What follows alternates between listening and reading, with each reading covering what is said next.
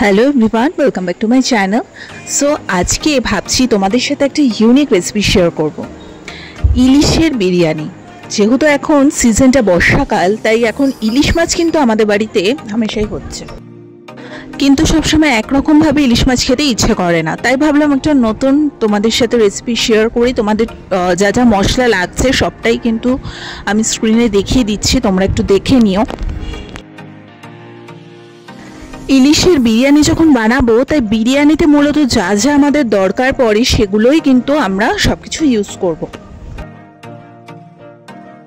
তো সব কিছুই কিন্তু আমি তোমাদের সাথে শেয়ার করে দিয়েছি যে কি কি মশলা আমি এখানে ইউজ করছি। তো মূলত বিরিয়ানি করতে যা যা লাগে সেই জিনিসগুলোই আমাদের লাগবে। তো চলো, মশলা দেখানোর পার্টটা আপাতত কমপ্লিট হয়ে গেছে। এবারে একটু একটু করে আমি প্রসেসিংটা স্টার্ট করে দিই।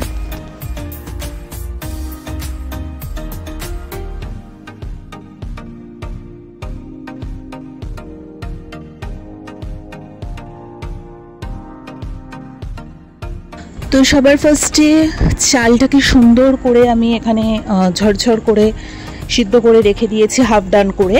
এবারে ইলিশ মাছটাকে নুন আর হলুদের গুঁড়ো মাখিয়ে রেখে দিয়েছি, যেটা একটুখানি ফ্রাই করা হবে।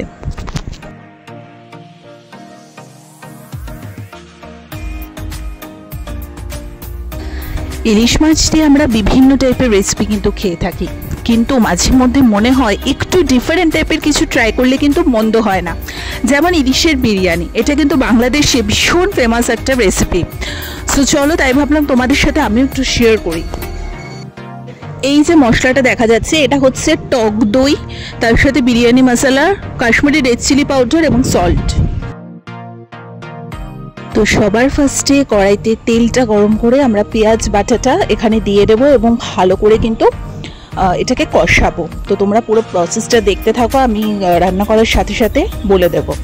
আর এই টক দইয়ের যে মিশ্রণটা এইমাত্র বলে দিলাম, সেই মিশ্রণটা আমি এটার মধ্যে দিয়ে দিচ্ছি, ঠিক আছে? মানে যেটাতে Kashmiri red chili powder, salt, biryani মশলা সব কিছু ছিল, সেই মশলাটা।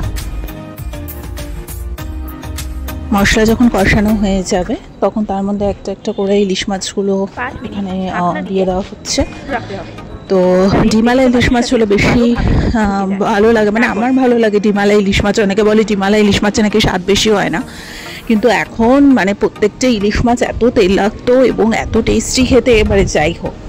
তো চলো, এবারে বিরিয়ানির প্রসেসিংয়ে চলে আসি। মাছের যে ডিশটা ছিল সেটা কিন্তু বানানো হয়ে গেছে। মানে চিকেন মাটনের ক্ষেত্রে যেরকম মাটন বা চিকেনটা আমরা আলাদা করে প্রিপেয়ার করি, এক্ষেত্রে কিন্তু ইলিশ মাছটা প্রিপারেশন কমপ্লিট। এবারে সিম্পলি যেভাবে আমরা বিরিয়ানি সুন্দর করে একটার পর একটা লেয়ারিং করি, সেই লেয়ারিংটাও কিন্তু করা হচ্ছে, তোমরা একটু দেখে নাও সবটাই। তো মোটামুটি লেয়ারিংয়ের পার্টটা তো আর আলাদা করে বলার সেভাবে কিছু নেই, তোমরা দেখতেই পাচ্ছ কীভাবে লেয়ারিংটা করা হয়। সাধারণত বিরিয়ানি আমরা যারা বাড়িতে বানিয়ে থাকি আমরা জানি, মোটামুটি আইডিয়া রয়েছে যে কীভাবে মানে লেয়ারিংগুলো করা হয়। তো চলো, এটা ইলিশের বিরিয়ানি এবারে দমে বসিয়ে দেব, তারপরে হয়ে গেলে নামিয়ে নেব। আর যেহেতু ইলিশ মাছটা হাফ কুক করাই রয়েছে, আর ইলিশ মাছ ভীষণই নরম একটা মাছ, সুতরাং বেশিক্ষণ দমে দিতে হবে না।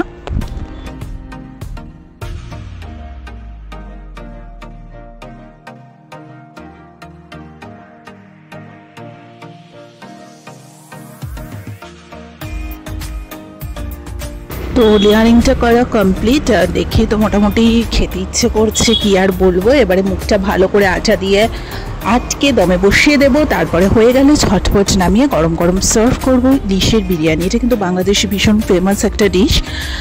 ইন্ডিয়াতে অত বেশি হয়তো চল নেই, কিন্তু আমাদের বেশ যখনই ইচ্ছে হয় আমরা করে নিই।